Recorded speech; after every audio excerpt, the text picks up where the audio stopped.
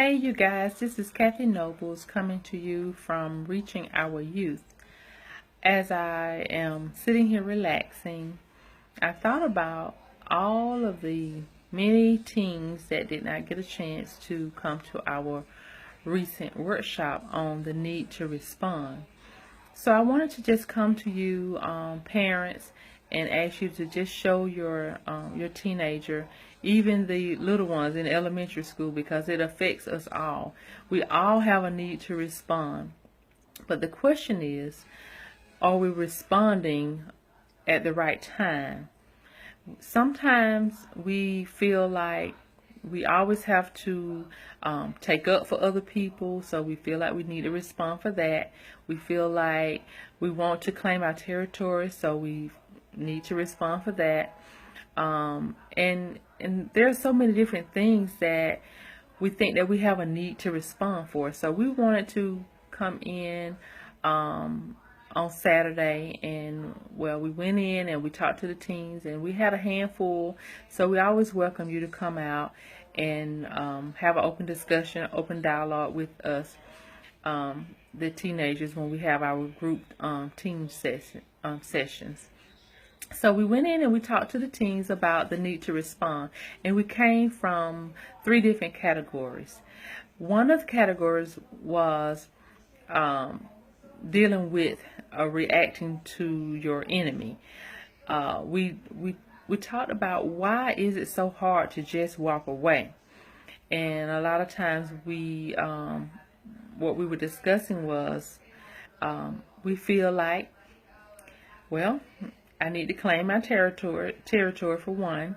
I need to make my mark and make sure that they know that I'm not the person to be messed with, or not the person that you want to confront. So we feel like we're going to get them first, and we, instead of walking away, we want to go up to that person, confront them. And sometimes we do it, we initiate it. We do it even before something gets started, or if we hear a rumor, we want to confront. If someone comes and tells us, we want to confront. If we see something on social media, we want to confront. So we sometimes we're all about confronting others, and that has to stop, because it's not necessary. For one, you won't be able to live a productive life if you're always angry, if you're always fussing with someone, if you're always initiating a confrontation with someone, if you're always going up to a person. So that is some of the things that we wanted to deal with. And I have my paper here, so I'm going to also post this on the website. This is what we discussed. And one of the things that we discussed was basically stop confronting, for one. Stop going up, stop initiating. Stop worrying about rumors, because rumors are just that. They're just rumors.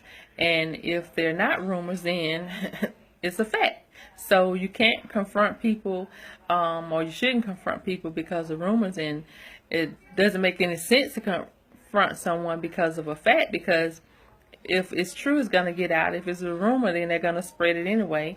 So you're wasting your time trying to confront. Basically, it's a waste of time. You have the power to determine how your day is going to go. You have the power to control yourself, and you're wasting your time if you're trying to confront others. You need to basically just walk away, or don't even go around that particular crowd. And that's the downfall. A lot of times we feel like we need to hang around certain people, a certain group of people, and we want to text that person, or we want to call that person, or we want to go on social media and respond. We want to go on Snapchat and respond. We always feel the need to respond, but a lot of times you will find that your biggest problem could be dissolved by you just simply not responding to every little thing. Another thing that we talked about was peer pressure. sometimes we have a need to respond to skipping school, skipping class, and or doing something that is illegal, or you really need to ask yourself certain questions when your so-called friends are asking you to do certain things. And a lot of times we get in trouble because it's our friends that are asking us to do things with them. So ask yourself, is it going to get me in trouble? Is it going to get me suspended or expelled from school? Am I going to get arrested? Is it illegal?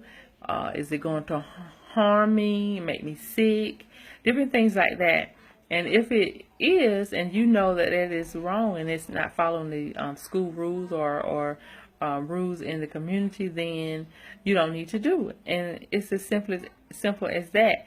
We put ourselves in all these predicaments by hanging with the wrong crowd. Sometimes you need to ask yourself, do I have the right friends? Am I walking or hanging out with the right people? And it's okay to choose another group of friends. And the third thing that we discussed was coming from the teacher aspect, reacting to the teachers. You need to be very careful in the school system, and even just reacting to adults. Students now are very disrespectful, and they say, I was disrespectful to that teacher because they were disrespectful to me. Okay, I understand that. I understand your thinking, but the teacher is probably going to always win because they are the adult, and that's one thing that you have to realize. So there's no need of you talking back to the teacher. There's no need of you being disrespectful. If a teacher is telling you to sit down and be quiet, then you need to sit down and be quiet. That's non-negotiable. So if you have a problem with the way the teacher is handling something, then you need to go to that teacher privately. Don't try to showboat in the classroom for attention in front of your friends, because the teacher is the one that is in charge at that moment. So you go to that teacher privately, you discuss with him or her, and you ask them, can you share some things with them, or you ask them, can you speak with them privately? But you have to do it in a calm manner. You can't go back and forth with the teacher and expect to get your point across. That's not going to work. And if the teacher is fussing at that time, just be quiet. There's nothing wrong with being quiet. You wait until that teacher is done, and you go back to them later. And a lot of times we need to let our parents fight our battles. I know some parents, they have their way of handling things, and a lot of times it'll work better if they actually handle it themselves, and they can come up to the school.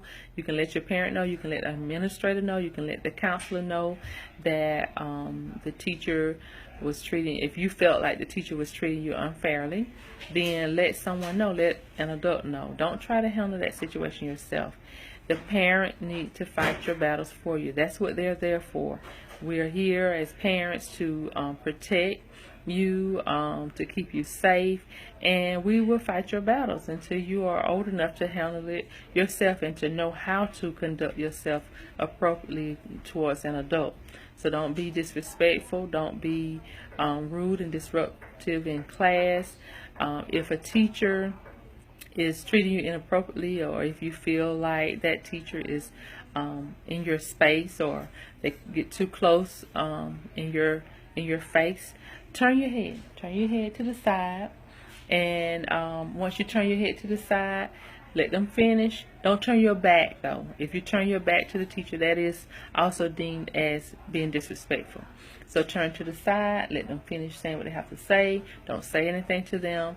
Let them cool off, and then yes, that was inappropriate for them to come in your face. I understand that, but you have to know how to handle yourself in that situation. Okay, so then you go back later and you talk to them, or you can just tell an adult, or you can tell your parent and let them set up a parent conference.